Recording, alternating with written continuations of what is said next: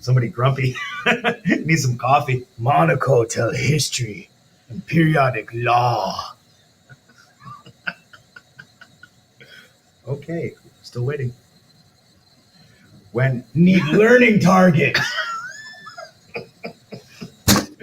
Smash. Yeah, so Monaco will be able to describe with you the origin, history, and the arrangement of said periodic table. Unless I get angry, and then I will unarrange periodic table. And then I will be forced to rearrange it once again because I'm OCD. But first, Mendeleev. Dmitri, Russian, 1800s. Long time ago. Not that long. But Mitzer, it's mad long. I mean, it was like yesterday. I can't remember 2 days ago. So he was a lecturer at the University of St. Petersburg. that is a professor.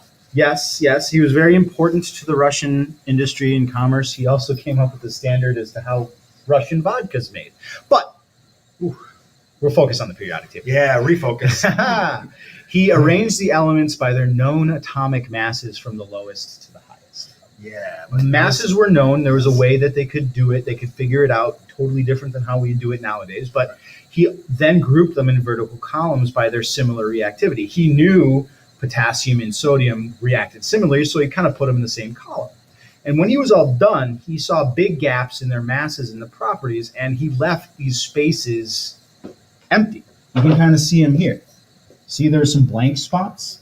These were all the known elements at the time, and he was like, 139 for lanthanum. There must be something before we get to tantalum at 181. So he left a gap there. He's like, there's too big of a step there. I got to figure something out. Something must go in there.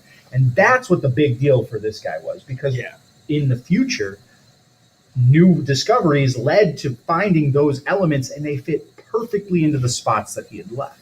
So that's why we actually remember who he is today, because he predicted, as of yet, unknown elements in their properties, their masses, and how they would react, which was at the time just like mind-boggling. Right. But the gaps still presented a problem nonetheless because there were gaps, right? So then came Moseley and the modern periodic table. Now, Moseley is a British chemist who took Mendeleev's periodic table and he rearranged it just a little bit more into what we actually have today and still use, right? So protons and other subatomic particles have been discovered since Mendeleev's time, because that was mad long ago, right? Yeah. Look at his lab. Mendeleev didn't know about protons, neutrons, or electrons. He might have heard about electrons, but he wasn't really familiar with how it all worked with atomic structure. Right, just in the picture, you can see that he had a lot more to work with, Moseley. Okay, he had stuff. Yeah, and that was cool. Like there was electricity, right? So now he ordered the elements based on increasing atomic number, the number of protons, how they've been proven. Now that's the key difference. So you got to take special note of that. One was mass, one was atomic number, and now something else happened. He kept the vertical groups, similar properties, right? And now formalized periodic law. The gaps went away. If you had an element that had a mass of 7, what would you think the next mass would be? 8 or 9? And it's not as predictable. And if you were to look across the periodic table, you'd see that. But if you have 1 proton, what comes next? 2. And what comes next? 3. Now, these are all matter-of-fact things, and then now it lines up a lot better. Because Moseley knew that protons gave the identity of the elements. Hydrogen had 1, helium had 2. You can't have 1.5. There's no element in between there because you can't have half a proton. So his table was complete. Sure. And we learned last unit that the average atomic masses that are listed on the periodic table are based on different isotopes of the same element.